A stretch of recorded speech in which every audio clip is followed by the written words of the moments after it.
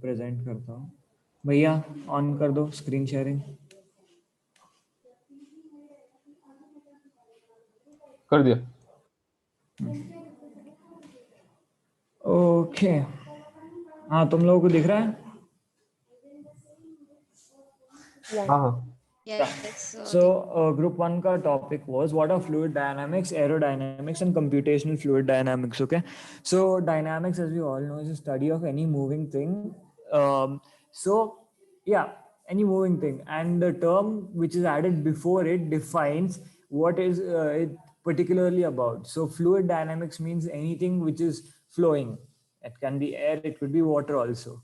But in this case, for our rocket, we are going to be using aerodynamics. I mean, the term aero, which means air, and dynamics means motion. And apart from that, the major four fundamental concepts you need to know about अबे रुक यार, 2 minute रुक जा रुक।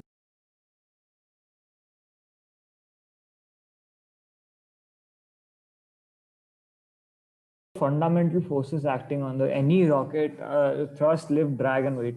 And we know कि there's two particular points inside a rocket, that is center of gravity and center of pressure. So these two, which is thrust and weight, they act from the center of gravity, and drag and lift act from center of pressure. Now, if we have a straight flight path, we don't have lift, but that's not going to be the case. That's why we have lift. Apart from that, computational fluid dynamics is when we use the same concepts of fluid dynamics and apply complex mathematical problems to it. So, for example, we made a rocket in 2D, right? We need it, we need it to be a 3D model to do exactly this thing what they have done. By the way, this software is Autodesk CFD. So what this basically does is key all of the CFD studies on a large scale are done in a wind turbine or a wind tunnel. And because we don't have access to a wind tunnel, we have to do it as a simulation on our PC. So for that, we use Autodesk CFD, but that is also not easy. So from here, you can see this is a typical screen of CFD on a motor component, I guess. Yeah, and this is the direction the wind is being projected to it, and this is the area heat is there and all that stuff. So this is how it works. And for it to work, we need a particular flow. So you make your rocket in Open Rockets, then you convert it into a 3D model in Fusion 360. And finally, to find its fluid dynamics, we import that data from Fusion 360 into Autodesk CFD. So that's all about our topic.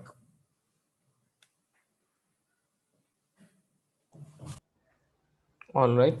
Okay. Any questions from anyone?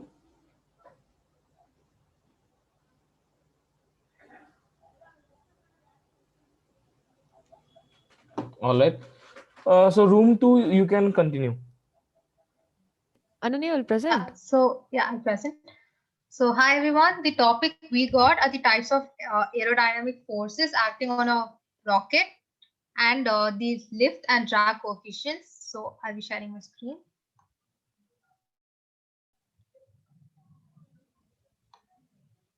So starts from here. Okay, I'll start.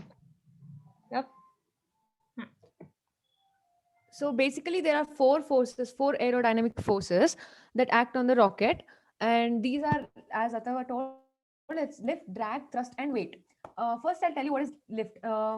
Lift and drag; these are they have to be in contact with the air to for these forces. But weight is not that way. Weight is like it does not. It's a field force, so it does not need to be in contact with the source. And so first, I'll tell you about lift. Lift is something that when an object is moving and it changes the direction of the air, that's when lift happens. It occurs when a flow of gas is turned by the solid object. And for this, the nose, airframe, and fins can become the source of the lift. They change the direction of air, and lift is in the opposite direction of the air direction. Like once the air direction, I'm really sorry, 1 minute. Like the airflow is changed in one direction and the lift will be in the opposite direction. That is the basic idea.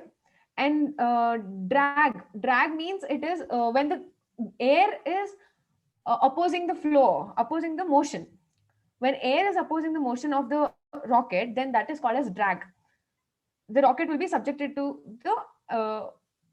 a force in the opposite direction of motion, that is called as drag. And weight, as you all know, it is due to the gravity. Weight is due to gravity, and it does not need to be in contact like lift and drag. And lift and drag does not occur when the rocket is stationary. And for weight, even though it is stationary or moving, weight is still there. And the last one is thrust. Thrust is generated with the propulsion system. It is required to move the rocket through the air and through the space. And as we saw in propulsion, it will work through Newton's laws of motion, with the help of Newton's third law of motion. And the direction of thrust is along the longitudinal axis of the rocket. And thrust and weight are through the rocket's center of gravity, and lift and drag are through the center of pressure. So this is the basic idea of all these four forces. Does anyone have any doubts? Yeah, I have a doubt. Hello. Huh. Is lift and drag are both opposite to the motion, like force of motion, or only drag is opposite to the force of motion? Lift will not be in the opposite to the force, to the direction of motion, because lift is created when the object, that is when the rocket will change the direction of air. But drag is something that pulls back, that is in the opposite direction. Lift is not in the opposite direction. Okay, thank you. Can I just add the point? Yeah. So basically, drag is caused when the when the object moves in the opposite direction to the flow of air. So basically, it acts. Drag is nothing other than resistance caused by the atmosphere on the rocket. So that acts in the opposite direction. Whereas lift is required for this object, which is flying in the air, to stay in the air. So it is it is perpendicular to the the aerodynamic forces. Okay, so basically drag is in the opposite and lift is perpendicular. Yeah, lift will balance it. Like when it pushes the air, lift will kind of balance the object in the air, such that it doesn't come down or something like that. Any other doubts, guys?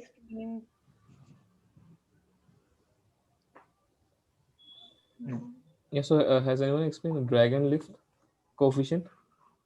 Ritika is up. All right. So as mentioned in the document, that lift coefficient is a dimensionless coefficient. Basically, coefficients are dimensionless. So lift and drag, both coefficients will be dimensionless. And lift coefficient relates to the lift generated by the lifting body of the fluid density around the body, which helps the basically rocket or an aeroplane to stay in the air. That is what we'll calculate by the lift coefficient. Sorry. So the lift coefficient, the formula would be the force generated by the lift, that is the lift force divided by the density of the fluid. अगर तो डाल सकती है क्या Ananya, if you can put in the formula also, then it will be easier to explain. Yeah. Just a second. Sorry, I forgot to send the formula. No, it's okay.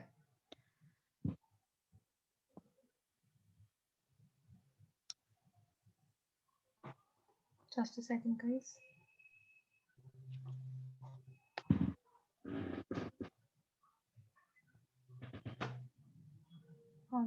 This is for the drag.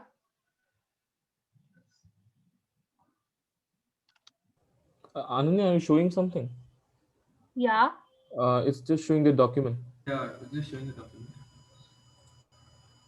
Just a second then. I'll just stop sharing and share again. Okay, by then I'll explain what drag coefficient is. Again, it is used to quantify the drag or resistance of an object in a fluid environment. We are talking about air as of now, but it can also be calculated in water.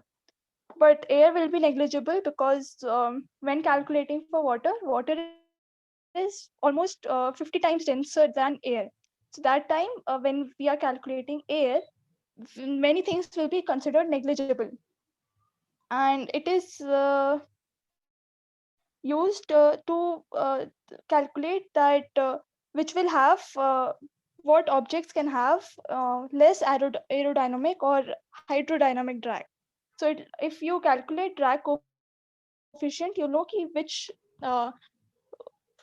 is better for a better whatever better stay in the air. How much will it stay in air and stuff like those.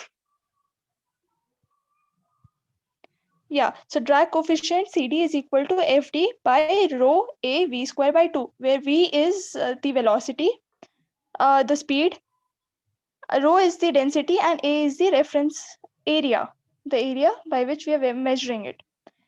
And this value, except area, the rest of the value, rho V square by 2, this can be, this is Q, which is known as the dynamic pressure.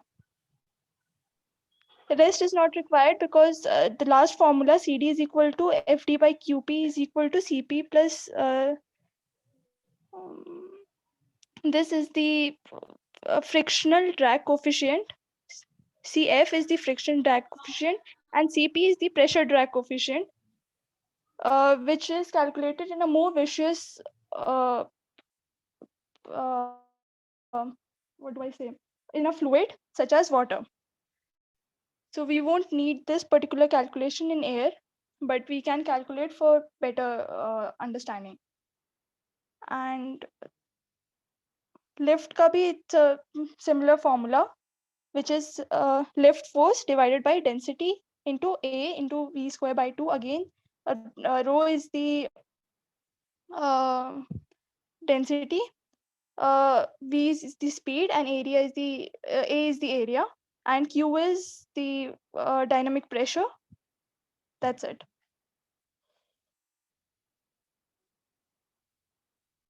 Just the formula. Guys, any doubts? All right. If you guys have any videos, you can present. Okay. Actually, we don't. If you have, if you don't have, not. No, we don't. All right. Okay.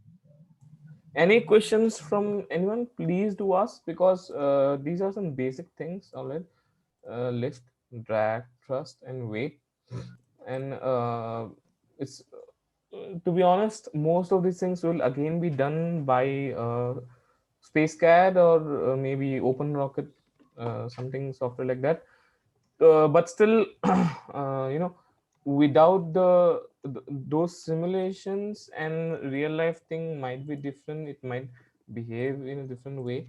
So yeah, so that's why it's required to know the basics of aerodynamic forces acting on a rocket. Okay. uh, all right, so that's all. Actually, it's important for avionics as well, this aerodynamics and stability. The reason being that avionics is not necessarily always light. Okay, it might be heavy because you have a battery in it, and you might also have sensors, dedicated sensors, which might be heavy, not those pressure ones, not temperature. So proper, orientation and not orientation, sorry, proper placement of avionics actually helps in keeping it stable. All right, so even avionics should know how to place the things, how to make it right. That's why PCB is a better option, because there won't be excess wires and it will be a fixed thing. All right, so that's all I had to add from avionics, how it's also affecting avionics as well. All right, so room 3, you guys can start. Yeah. Bhargav. Okay. 1 second. 1 second. Yeah. Okay.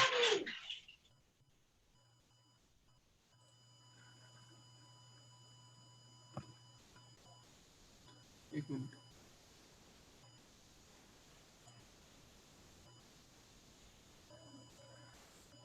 Can you see my screens? Okay. Yeah. Yes, Bhargav. Yeah, it's Can you just see my WhatsApp also? that is also visible. Okay, good. Okay, it's on right. Yeah. So group three basically had much more of to do with stability and much more to do with the drag, and yeah. So basically, it was about that. So starting with the nose cone. So the nose cone and the diameter will affect the drag. Will affect the drag. Okay. So because the nose cone, I think so. I'll just show you before. Yeah. Because the nose cone here, it has a direct contact. It is the first and a direct contact with the air. So it is one of the highest, most pressure point here. Okay. So so what happens is we need a much leaner and a narrower and a much more circular nose cone so that it reduces much of the drag before it. Yeah, it reduces much more of the drag. Okay. And then uh, one second, guys. Yeah. See here, if you can see, rockets with a larger diameter have more drag because there is more air being pushed out of the way.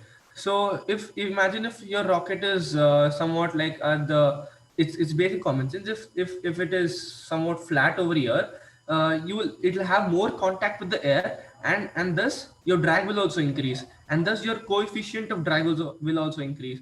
So the more the more narrower and the more conier it has, it reduces the drag. Okay, so that is the basic of the cone and how much drag it has. So yeah, again, making the rocket as narrow as possible, even the body of the rocket, I mean the cylindrical body of the rocket, making it much more narrow as possible helps the rocket to push through air, or go through air much more easily and much more faster. Okay. And one thing is the speed of the rocket through air similarly. Wait, the speed of the rocket through air increase. Yeah. As the speed of your rocket in the air increases, the amount of drag is also increases. So it is better, always better to have a narrower section area. Okay, that is just about the nose, and I just showed you these are the different nose uh, nose cones here. Okay, and now let's go to fins. Okay, so in the fins part, 1 minute. Yeah. So one second, let me show you.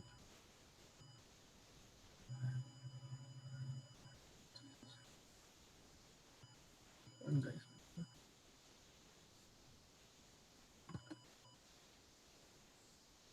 1 second, guys. I just have this thing.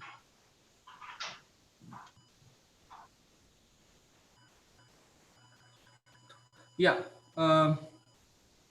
Actually, fins only control the direction stability. It's most importantly for your direction and stability during the course in the air. So the reason rockets have fins is to do with stability. Yeah.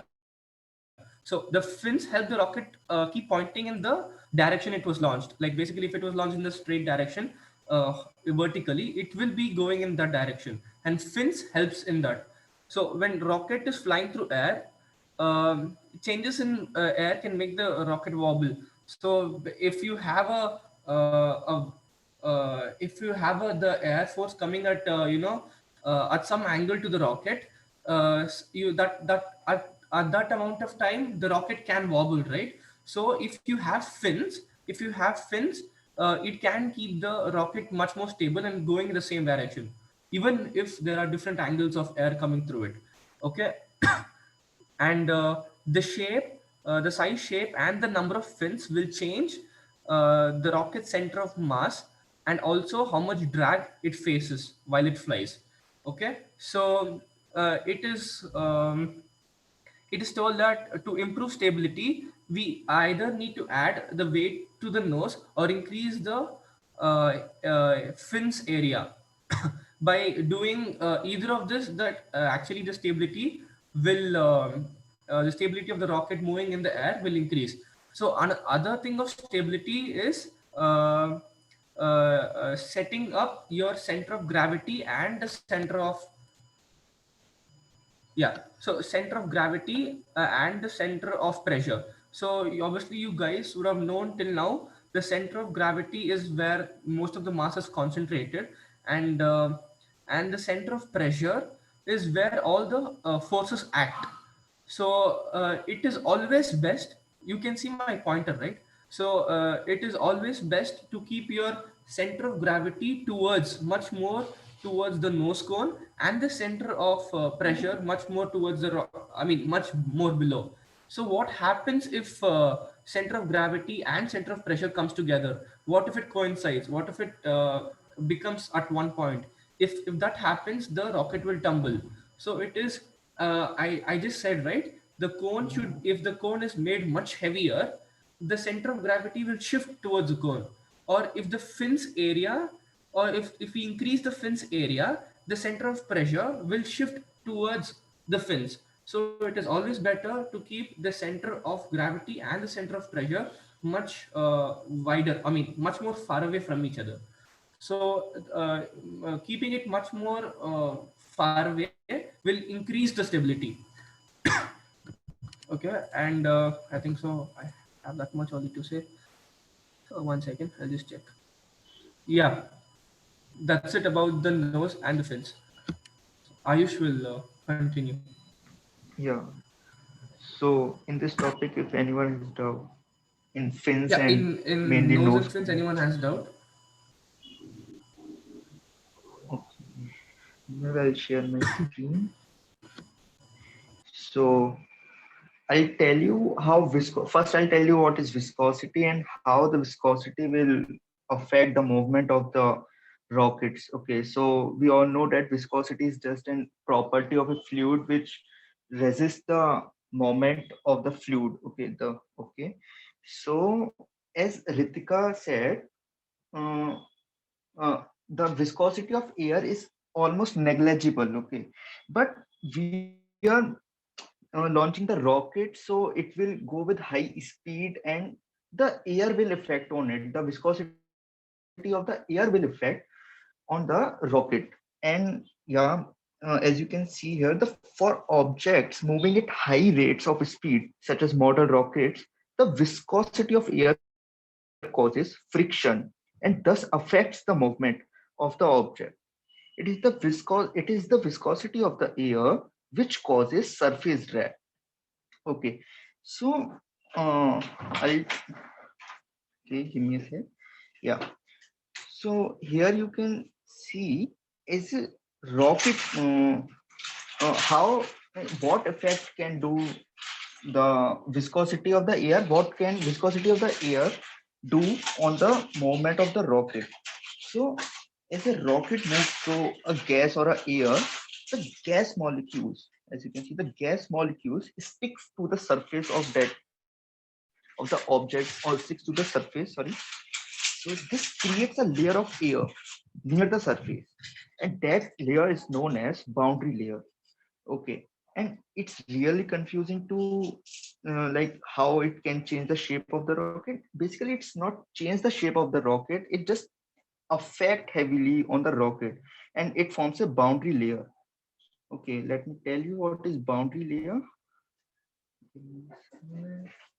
Yeah, so here boundary layer, if you can see the, let this is a surface. Okay, you can see that, no, surface. And if you are here, if you are on the surface and launching a rocket, then on the surface boundary layer, that is the viscosity of the air, will be zero. But as you launch the rocket, it will go at some height. Okay, it will affect the velocity and make a layer on the, as you can see, a layer between the surface, then air, and then after air. It's little bit confusing, but it forms a layer on the surface, and between layer there is a air. Okay, so it's a boundary layer, and it will affect like we can't say, yeah, the viscosity of the air is negligible, but it affects on the surface of the rocket. It affects the movement of the rocket. Basically, it increases the drag of the rocket. So Yeah. since viscous, it is a thickness of Hmm. the air, it adds up to the drag. It adds up to making the rocket slow. Yeah, Continue. that's now this much only I want to say about the viscosity, how it can affect on the movement of the rocket. It will form a boundary layer on the surface of the rocket. That's the main point. Yeah. So you can ask any doubt if you hello. Ha. Hmm. I Guys, think you so. can If you ask want to more add, doubt. like Tanushri wants to add the point in the viscosity, as she also. If you want to add any point, Tanushri, you can. Yeah, Tanushree, you can. Feel free.